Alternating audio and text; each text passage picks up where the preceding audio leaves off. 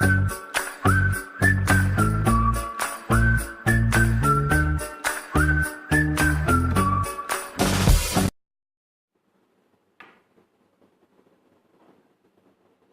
with the iPhone 5S. The iPhone 5S is one of the best phones to be launched in 2013. Although the screen size seems antiquated now, the standard has moved to 5 inches. The 4-inch screen is still good, bright, colorful and responsive. The performance is excellent too. We've not experienced any detrimental slowdown in the year or more we've been using it.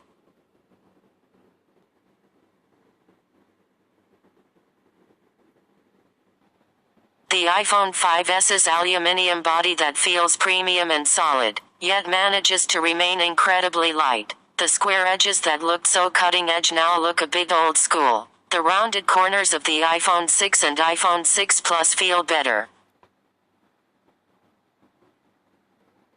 What has surprised me most about the iPhone 5S is that I have not missed 5-inch phones very much. I sometimes struggle juggling bigger phones while on a train or bus, so it's been a bit of a relief stepping down in screen size. That changed since I lived with the 5.5-inch LG G3. That phone looks like a tablet compared to the iPhone 5S but manages to remain easy to use because of clever ergonomic design. Other competitors like the Samsung Galaxy S5 and HTC One M8 aren't quite as slick to use.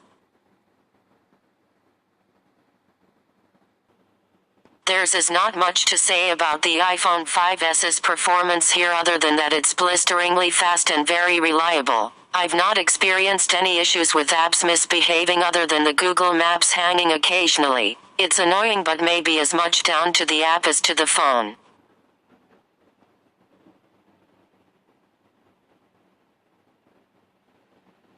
iOS 7 is a wonderfully simple operating system, and while some don't like the new design, I've been delighted by it. The Today notification isn't something I've taken to much, but the multitasking menu and the control center are great. In fact, the lack of these features is one of the reasons I picked Android over iOS in the past. The control center is still missing a quick access button to the full settings menu, which is particularly annoying when wanting to switch or connect to Wi-Fi networks. The newer iOS 8 is even better, and the iPhone 5S runs perfectly with it on too. App Store that makes iOS a great platform. As a mobile gamer, the depth and breadth of titles is fantastic. Limbo, for example, is a great little game that you can't get anywhere else. Generally, the apps are still of higher quality and depth than you can get anywhere else.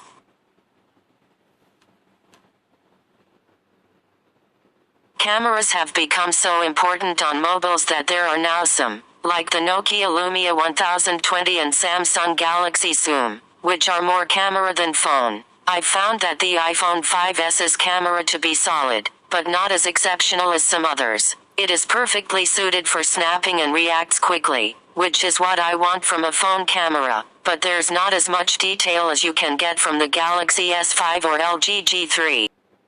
On the flip side, the 5S's camera works well in lower lit conditions. The multi-tonal flash provides some far softer and more realistically lit shots in pubs and restaurants when compared to the harsh white light of most LED or xenon flashes. The 120 FPS slow motion video is also great. I wasn't that fussed when I first used it, but it quickly makes videos look more polished and special. Fantastic slow shots of my nephews and nieces jumping on a trampoline made me view it in a new light. The front camera also works well for video chat as long as there's decent ambient light.